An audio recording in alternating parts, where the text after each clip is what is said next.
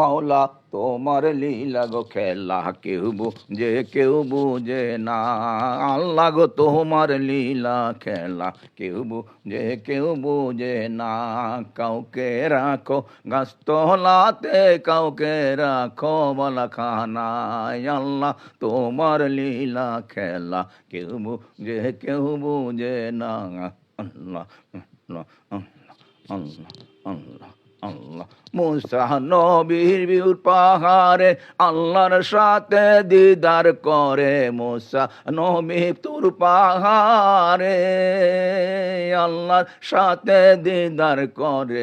আল্লাহর নূরে পাহাড় জ্বলল, মুসা কেন জ্বলল না? আল্লাহ তোমার লীলা খেলা কেউ বুঝে না। কাউকে রাখো গাছতলাতে, কাউকে রাখো বালাখানায়। মৌলা তোমার লীলা খেলা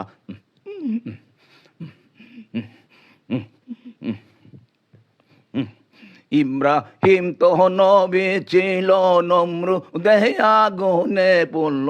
ইব্রাহিম তো নবী ছিল, নমরুদ আগুনে ফেলল। আগুন হইল ফুল বাগিচায়, ইব্রাহিম তো জ্বলল না। মৌলা তোমার লীলা গো খেলা কেউ বুঝে না। আল্লাহ গো তোমার লীলা খেলা কেউ বুঝে না। আল্লাহ আল্লাহ আল্লাহ। আসসালামু আলাইকুম রহমতুল্লাহ। সকালবেলা মোল্লা মাসুমকে ফোন করলাম যে মিষ্টি খাওয়া। কেন? বরসাজান মাদ্দাজুল্লুল আলী ওর একটা বিরাট বড় প্রমোশন দিছে। শের মাইতে মিয়া কাকা একটু দয়া করে না, দয়া করে কথা কইলি একটু দয়া করে, ব্যবসা কিন্তু দয়া চাই। তখন আরে বললাম যে দেখ, তার একটা গল্প শোনাইলাম। গল্পটা এখন বলি আমি। গল্প না, সত্য ঘটনা। সেই ঘটনা হলো, ইব্রাহিম আলাইহিস সালাম নবী ছিলেন, জানতেন নবী না, কিন্তু নবীদের সকলের পিতা ইব্রাহিম, জাতির পিতা ইব্রাহিম, সমস্ত সৃষ্টিকুলের পিতা। মুর্শিদে কামেল আপনারা জানেন, যারা হেদায়েত করে মাকামে ইব্রাহিমে বসে, মাকামে ইব্রাহিম, মাকামে মুসা, মাকামে মোহাম্মদ, মাকামে আহমদ, হুব্বে শেরপা। তো এই হুব্বে শেরপা পর্যন্ত যাওয়ার পরে আবার সেখান থেকে ব্যাক করে আসতে হয় মাকামে ইব্রাহিম হেদায়েত করার জন্য। তো ইব্রাহিম আলাইহিস সালামের মর্তবা এত এত এত এত প্রসিদ্ধ, এত বিখ্যাত। কামা সালাইতা আলা ইব্রাহিম ওয়া আলা ইব্রাহিম ইন্নাকা হামিদুম মাজিদ, আল্লাহুম্মা বারিক আলা ইব্রাহিম ওয়া আলা ইব্রাহিম ইন্নাকা হামিদুম মাজিদ। যে আমার রাসূলকে ইব্রাহিম আলাইহিস সালামের মতন করে দাও, যেমন তুমি তাকে দয়া করছো, এরকম দয়া তুমি আমার রাসূলকে করো। তো বুঝেন ইব্রাহিম আলাইহিস সালামের কত মর্তবা। সে মর্তবাটা কেন এত বড় মর্তবা হইল? দেখেন ইব্রাহিম আলাইহিস সালামের ধৈর্যের জন্য তিনি খলিলুল্লাহ উপাধি পাইলেন। সেটা তাকে শোনাইলাম যে তুই বারে বারে যে কস যা একটু দয়া করেন, পাইলে আমার আমি ভুল করলেই কোন দয়া করেন। এটাতে তো তোর ফয়েজ কাটা যায়, তোর তকদির কাটা যায়, এবং তোকে বেঈমানের খাতার নাম লেখা হয়। কেন? তখনই গল্পটা শোনাইলাম। দেখে ইব্রাহিম আলাইহিস সালাম রে আগুনে ফালাইব, কে ফালাইব? নমরুদ ফালাইব। নমরুদ চিনস? নমরুদ হইল গিয়া ওই দেশের জালিম বাদশাহ মানে ডেঞ্জারাস বাদশাহ। সে নিজেকে খোদা দাবি করছে, এবং তার যে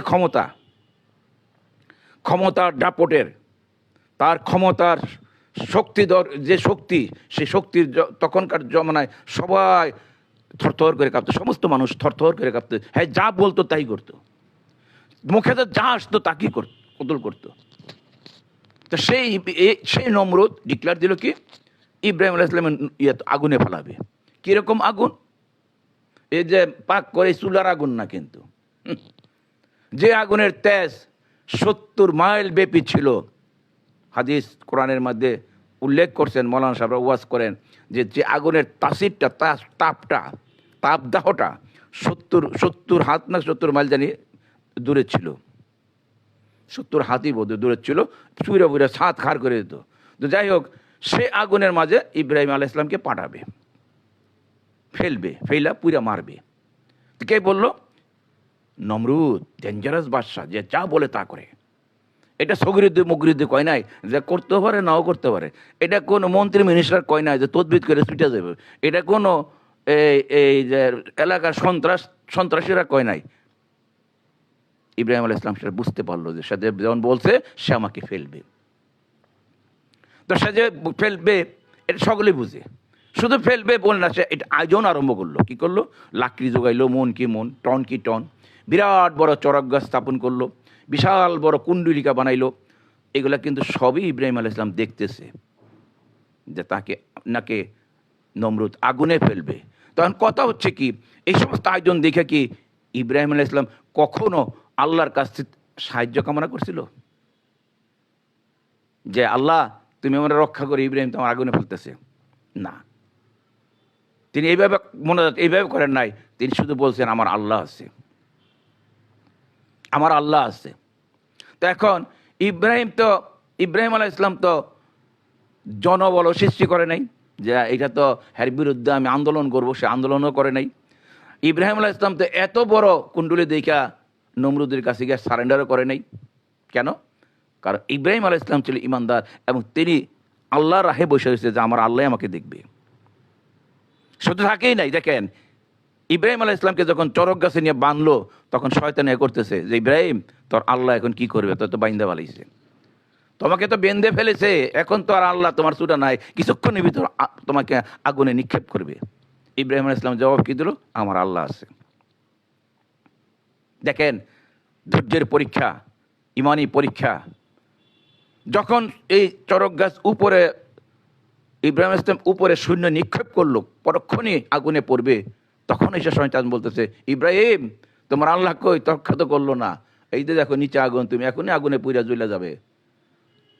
তখন ইব্রাহিম আলাইহিস সালাম বলছিল আমার আল্লাহ ইচ্ছা করলে এখনো পায়, আমার আল্লাহ ইচ্ছা করলে এখনো রক্ষা করতে পারে। ইব্রাহিম কিন্তু শূন্য, নিচে আগুন, সেই কুণ্ড, সেই বিশাল বড় আগুন। তো এখন এই যে এই যে এই যে ধৈর্যটা আল্লাহ পাক কোরআনে ঘোষণা দিয়েছেন, তোমরা পয়গম্বরদের মতন ধৈর্য অবলম্বন করো। তারপর কি করলো? আগুনটা আয়সা ইব্রাহিম আলাইহিস সালাম নিচে চরক গাছতে পড়তে পড়তে আগুনের সংস্পর্শে এসে গেল, কাছে এসে গেল, ওনার কাপড়ের মাঝে একটু আগুন লেগে গেল। তখন শয়তান হাইসা বলতেছে রে ইব্রাহিম তোর আল্লাহ কই, তোর আল্লাহ তো তোর রক্ষা করলো না। তখন ইব্রাহিম ইসলাম একটা চিৎকার দিয়েছে আল্লাহু আকবার কইয়া, সাথে সাথে আগুন দপ করে নিভে গেল, নিভা ফুলের বাগান হয়ে গেল। এরকম কি আপনি ধৈর্য, আপনি যদি ইব্রাহিম আলাইহিস সালামের অনুসারী হন, ইব্রাহিম আলাইহিস সালামের রুহানি সন্তান হন, ধর্মের পিতা সন্তান হন, তাহলে আপনি তো ইব্রাহিম আলাইহিস সালামের মতন ধৈর্য অবলম্বন করেন।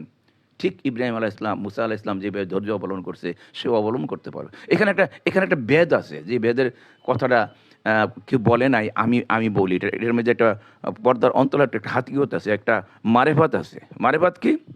আল্লাহ পাক ইব্রাহিম আলাইহিস সালামের ধৈর্যের পরীক্ষা নেবেন। যার যত বড় পোস্ট তার তত বড় পরীক্ষা, মনে রাখবেন। যার যত বড় পোস্ট তার তত বড় কঠিন পরীক্ষা। এটা জগতের মধ্যেই নেই, চাকরিতে বা স্কুলে আপনি দেখবেন বড় বড় ক্লাসে বড় বড় পরীক্ষা হয়, প্র্যাকটিক্যাল হয়, থিওরিটিক্যাল হয়। তো ইব্রাহিম আলাইহিস সালামের যে পরীক্ষাটা, এই পরীক্ষাটা নেওয়ার মতন শক্তি, সামর্থ্য, ধন সম্পদ একমাত্র নমরুদেরই ছিল। কারণ এত হাজার হাজার রূপ স্বর্ণ মুদ্রা অর্জন খরচ করে এই আগুনের কুণ্ডলী বানানোর ক্ষমতা তখনকার পৃথিবীর জমিনে কেউ ছিল না। আল্লাহ পাকের ইচ্ছা আমি ইব্রাহিম আলাইহিস সালামকে একটা ভয় দেখাবো, এবং নমরুদকে যে ভয়টা দেখায়, নমরুদ তো কথার লড়চড় করে না। নেক্সট সে হলো নেগেটিভ খোদা, না খোদা, সে তো কোনো লড়চড় করে না, সে ওয়াদা ভঙ্গ করে না, সে যা করে তাই করে। এই নমরুদ যদি বলে আমি তোমাকে আগুনে ফেলাবো এবং এরকম ধরনের আগুনে ফেলাবো, আমি দেখি ইব্রাহিম কি করে। এটা আল্লাহ পাক বললেন। তো যে কথা সেই কাজ। আর এদিক দিয়ে নমরুদ লক্ষ লক্ষ লক্ষ লক্ষ না হইলো হাজার হাজার স্বর্ণ মুদ্রা খরচ করে সে অগ্নিকুণ্ড করলো, হাজার হাজার লোক সমবেত করলো, হাজার হাজার কর্মচারী দিয়া, শ্রমিক দিয়া এই চরক গাছ এবং এই অগ্নিকুণ্ডের রসদ টসদ আনায়া অগ্নি উৎপাত করলো? এটা কি সাধারণ মানুষ দ্বারা সম্ভব ছিল? এই প্রশ্নটা, এই পরীক্ষাটার কেন্দ্রবিন্দু স্থাপন করা না। আল্লাহ পাক ভালো জানে এটা নমরুদ পারবে। তো নমরুদরে দিয়ে এই কাজটা করাইয়া ইব্রাহিম আলাইহিস সালামকে পরীক্ষা দিল। ইব্রাহিম আলাইহিস সালাম পাশ করলো। নমরুদের টাকা পয়সা খরচ হইল এবং নমরুদের ক্ষমতা খর্ব হইল। মানুষ বুঝতে পারলো সে খোদা না, ইব্রাহিম আলাইহিস সালামের খোদা এই খোদা। ওইখানে নমরুদ দুলিশ আর ইব্রাহিম আলাইহিস সালাম পুরস্কৃত হইল। দেখেন আল্লাহ পাকের কৌশল। এটাই ইয়ারকে বললাম যে হে রে মোল্লা মাসুম, তুই তো অনেক বছর খেদমত করতেছ। প্রথম করছো হুজুর কেবলার খেদমত, আমি দেখছি। তারপরে করলি মেজবেদানের খেদমত, রাত 3টা বাজে প্রত্যেক দিন আসস। একদিন